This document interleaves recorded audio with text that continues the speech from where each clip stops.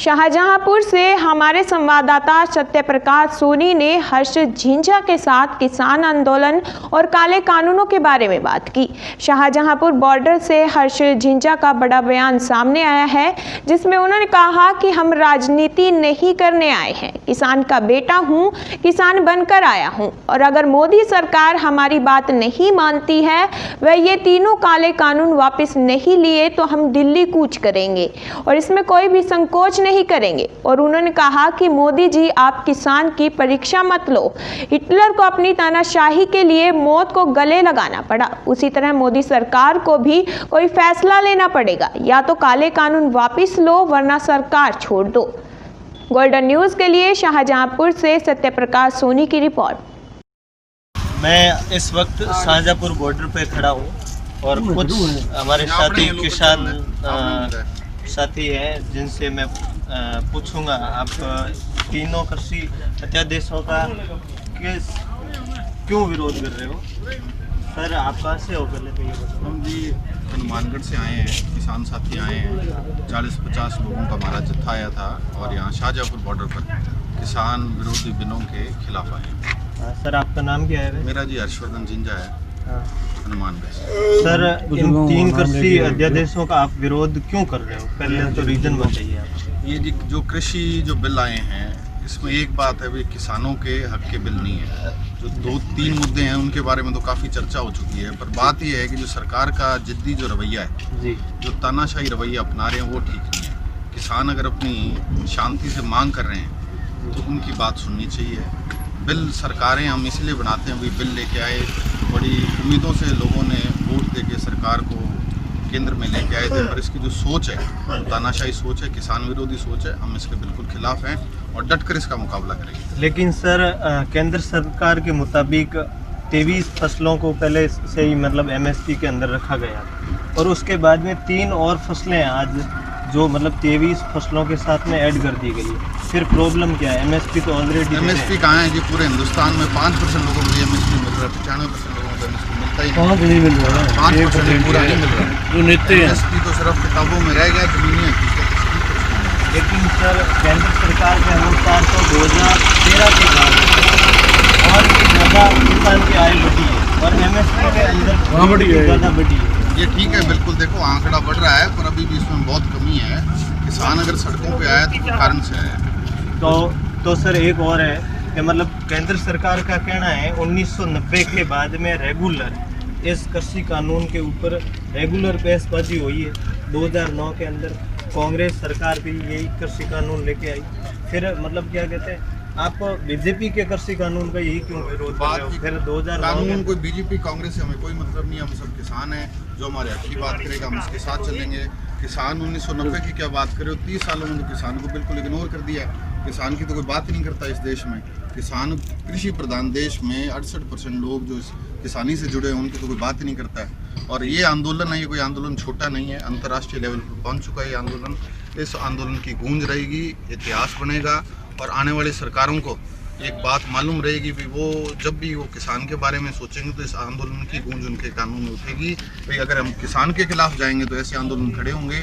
सबसे अच्छी जो बात है, भाई किसान एक झंडे के नीचे इकट्ठा हो गया। इसमें कोई जाति नहीं, कोई पाति नहीं, कुछ धर्म नहीं, सारे किसान एक झंडे के नीचे हैं। लेकिन केंद्र सरकार का तो कहना है सिर्फ तो ये जो भी मतलब आंदोलन करता है वो सारे के सारे सिर्फ जाट और सिख है, बाकी कोई जाति नहीं होती। किसान जड़ से जुड़ा है, जो आदमी खेती करता है वो किसान है। ये सब पूरी बकवास है। यहाँ कोई विशेष समुदाय का आंदोलन नहीं है, किसान का आंदोलन। लाखों लोग जब अगर सड़कों पर बैठे हैं 30 महीने 30 दिनों से जब यहाँ अगर अपनी जगह बैठे हैं तो ये कोई प्रायोजित आंदोलन नहीं हो सकता, बहुत बड़ा जन आंदोलन। वैसे एक और सरकार बोल रहे हैं कि मतलब जितने भी कृषि कानूनों के खिलाफ आंदोलन करता है वो सारे के सारे दिग्भ्रमित लोग हैं। या तो कांग्रेस उनको फंडिंग कर रही है, चाइना फंडिंग कर रहा है और फिर पाकिस्तान फंडिंग कर रहा है। बहुत सारे आरोप लग रहे हैं। कई बोल रहे हैं कि खालिस्तान नहीं है, ये खालिस्तान के समर्थक लोग हैं जो मतलब क्या कहते हैं आज इस सरकार के विरोध में खड़े हैं। गलत मीडिया के बातें फैलाई जा रही है मीडिया पे। आज जो हिंदुस्तान का आदमी उसको पता चल गया वो जो चौथा स्तंभ था हिंदुस्तान में, मीडिया बिल्कुल बिक चुका है। मीडिया से हमें कोई रुचि नहीं है। यहाँ कोई आदमी किसी की फंडिंग नहीं है। हर आदमी अपने घर से जो जिसकी क्षमता अनुसार सारा सामान यहाँ पे प्रयास कर रहा है। हर साथी यहाँ ट्रैक्टर ट्रॉली ले गए हैं, अपने घर का पैसा खर्च कर रहे हैं और यहाँ सेवा कर रहे हैं। कोई किसी प्रकार की फंडिंग नहीं है। किसान विरोधी सोच के खिलाफ हम सब इकट्ठे हुए हैं। वैसे कल और एक कहा जा रहा है कि मतलब बैठक होगी किसानों के साथ सरकार की, और अगर कल सरकार नहीं मानी तो आपका आगे का क्या रवैया होगा? देखो जी, हम तो इस संघर्ष में छोटे से सिपाही हैं। लीडरशिप हमारी बैठी है, जैसा उनका आदेश होगा हम बैठेंगे। 3 महीने 6 महीने जितना, जब तक सरकार नहीं मानेगी हम यहाँ बैठे हैं। समय सीमा को इसमें कोई बात नहीं है भाई, कितने समय तक बैठ के रहना है, हमारी लीडरशिप हमें कहेगी हम वो। पर आज वर्तमान समय तक तो आप मतलब जी आगे पुश करने का कोई प्लान? आगे जी लीडरशिप हमारी बैठी है, हम तो सिपाही हैं। आपको पता है, जैसे हमें आदेश आएंगे। हमने तो अहिंसक आंदोलन लड़ना है और किसानों के समर्थन में हमने आंदोलन लड़ना है। जो हमारी किसान करेंगे। और एक और सवाल था आपसे, जो एक न्यायिक मूल न्याय का अधिकार है उसके ऊपर सवाल उठ रहा था बार बार कि मतलब इन कृषि कानूनों अंदर आम किसान है उसको न्याय की व्यवस्था नहीं दी गई। ये किस प्रकार से? नहीं, ठीक बात है, बिल्कुल बहुत बड़ी कमी है इस कानून में। भाई हम अगर किसान को किसी तरीके की परेशानी होती है उसको न्याय कौन देगा? न्याय देने वाली एजेंसी है, बिल्कुल इसी लेवल पे है, उससे लोग बिल्कुल सेटिस्फाइड नहीं है। भी हो सकता है वो कल को गलत फैसले करें, तो इसमें बहुत सुधार की जरूरत है। और एक और अध्यादेश है, उसके अंदर ये बताया गया है कि मतलब उस पे मतलब जो किसान है वो सवाल उठा रहे हैं कि इससे कालाबाजारी बढ़ेगा। वो किस प्रकार? बिल्कुल ठीक बात है जी, कालाबाजारी बढ़ेगी क्योंकि जो स्टॉक सीमा इन्होंने हटा दी है। एसेंशियल कमोडिटी एक्ट था हिंदुस्तान में, उसमें हर चीज़ के लिए एक स्टॉक सीमा निर्धारित थी। अब स्टॉक सीमा हटा दी है।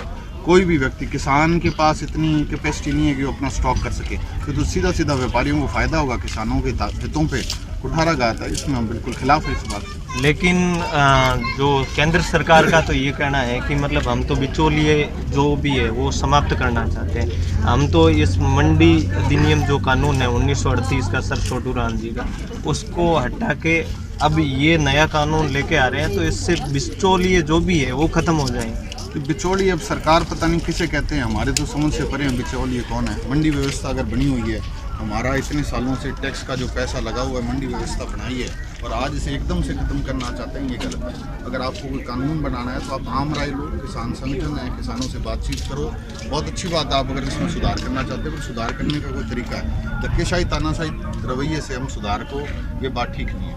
सहमति से आप कोई भी काम करो, किसान संगठन है, इतना लोग जुड़े हुए हैं, सहमति से आप कुछ भी करो, कोई परेशानी नहीं। और जो मतलब क्या कहते हैं, पहले दिन से आज लगभग 31-32 दिन हो गए हैं मतलब किसान आंदोलनों को चलते हुए, लेकिन इसके बाद में जो नेशनल मीडिया का कवरेज रहा है किसान आंदोलन के प्रति, उसके बारे में आपकी क्या है? नेशनल मीडिया तो मैंने बताया ना जी, कोई इशू नहीं रहा। नेशनल मीडिया इसको कवर नहीं कर रहा है, पर इंटरनेशनल मीडिया कवर कर रहा है। मीडिया की हमें ज़रूरत नहीं, हम तो हमारे सच्चे हैं, हमारी मांगें सच्ची हैं और ईश्वर हमारी बात सुनेगा। ईश्वर जनता की आवाज़ को खुदा भी नहीं नकार सकता, तो जनता अपना काम कर रही है। हमें मीडिया अगर कवरेज दे तो ठीक है, ना दे तो ठीक है, हम हमारा कार्य कर रहे हैं। आपको वैसे सर कितने दिन हुए हैं यहाँ पे? मैं तो जी 5वां दिन ही है मेरा, और हमारे बहुत साथी हैं। मानगढ़ गंगानगर जिंदा किसान है, जिंदा कौम है, वहाँ पे इस इलाके में लंबे लंबे संघर्ष चले हैं। तो हमारे मानगढ़ गंगानगर के किसान बहुत जागरूक हैं, भारी संख्या में यहाँ पहुँच रहे हैं और सरकार को काबू करेंगे, इसमें कोई शक नहीं।